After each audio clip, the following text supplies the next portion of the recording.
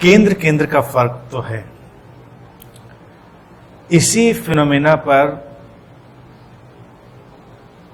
PD ऑस्पेंस्की ने बड़ा काम किया था और उनकी महत्वपूर्ण देन जो पीडी ऑस्पेंस्की की रही मनोविज्ञान के जगत में भी, तो उन्होंने कहा कि व्यक्ति के अंदर मल्टीपल आईज होते हैं, यानी कि व्यक्ति के अंदर एक ही आई या मैं नहीं होता, व्यक्ति के अंदर अनेकों मैं होते हैं, यानी कि एक ही अहम नहीं होता, व्यक्ति के अंदर अनेक अहम होते हैं। और ध्यान साधना से हम उन मल्टीपल आई को धीरे धीरे कम करते हुए एक आई में लाते हैं, वो अब एक सेंटर पैदा होता है।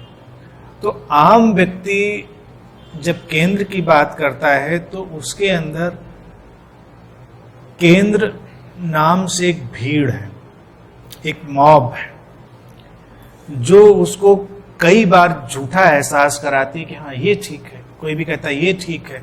इसीलिए एक व्यक्ति को अगर 24 घंटे आप वॉच करें तो वो 24 घंटे में हजारों बार बदल जाएगा और वो कभी निश्चित शायद मुश्किल से हो पाएगा कि वो सचमुच में क्या चाहता था या सचमुच में उसका मतलब यही था या उसने सचमुच में यही समझा था। बदलता चला जाएगा क्योंकि उसके केंद्र अंदर जैसे जैसे हलचल होगी उसके भीतर की भीड़ में बदलते चले जाएंगे। आम व्यक्ति की पीड़ा यही है और वो किसी भी केंद्र से, यानी कि अपनी भीड़ के किसी भी चेहरे से, अपने अंदर के अहम के किसी भी तल से प्रतिक्रिया कर देता है और उलझन उसकी वही है। जब उसका दूसरा अहम का केंद्र उसको देखता है तो उसको लगता है कि ये तो ऐसे नहीं, ऐसे होना चाहिए था। दो भी होते तब भी काम चल जाता, लेकिन वो 3, 4, 5 एक टीवी पर चलने वाली डिबेट की तरह वाली हालत हो जाती है व्यक्ति के अंदर। वो कभी किसी निष्कर्ष पर इसलिए नहीं पहुंच पाता। तो ऑस्पेंस्की के इस महत्वपूर्ण सिद्धांत के साथ चलने की जो बात है वो यही है कि धीरे धीरे हम अपने अंदर की भीड़ को पहचानें, उसके जो मॉब का स्ट्रक्चर है उसको पहचानें और फिर हम श्रिंक होंगे। उसमें से जो अननेसेसरी वॉइसेज हैं वो धीरे धीरे विदा होंगी, वो सेंटर्स जाएंगे, वो केंद्र हटेंगे और एक डीप सेंटर उसके मैं का वो पैदा होगा। मैं बिल्कुल भी बुरा नहीं है, मैं एक बहुत ही महत्वपूर्ण सेंटर है, आई। लेकिन आध्यात्मिक लोग अक्सर ये कहते पाए जाएंगे कि मैं से मुक्त होना है। मैं से कोई मुक्त नहीं होता, मैं सेंट्रलाइज्ड हो जाता है, प्योर हो जाता है। मैं से मुक्त होने का मतलब शरीर और मन से ही मुक्त होना। जब तक शरीर और मन है मैं होगा। मिखाइल नईमी की एक बहुत ही सुंदर और प्रभावशाली और बड़ी गहरी पुस्तक आई थी, the book of Mirdad. The book of Mirdad में मिखाइल नईमी इस मैं की बड़ी ही सुंदर व्याख्या करते हैं। It's worth reading. और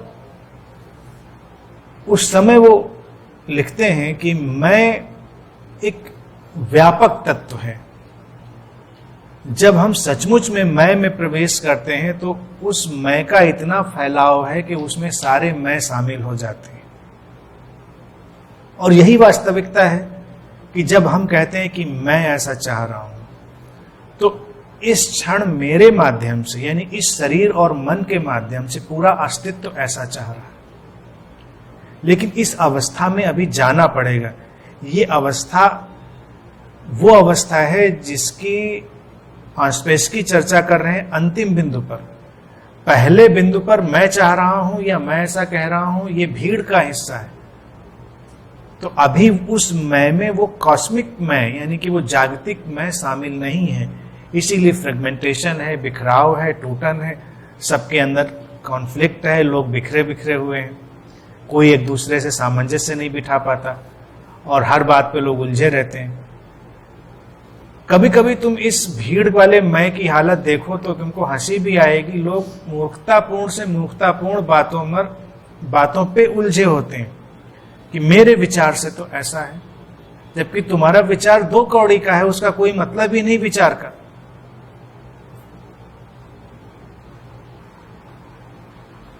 उस विचार का कोई तनिक भी महत्व नहीं है, लेकिन हर व्यक्ति भाई मेरे विचार से तो ऐसा होना चाहिए। तुम्हारा विचार क्या है पता ही नहीं तुमको, लेकिन उस मोमेंट पर बस वो असुरक्षा से उपजा हुआ है, उसके भय से उपजा हुआ है।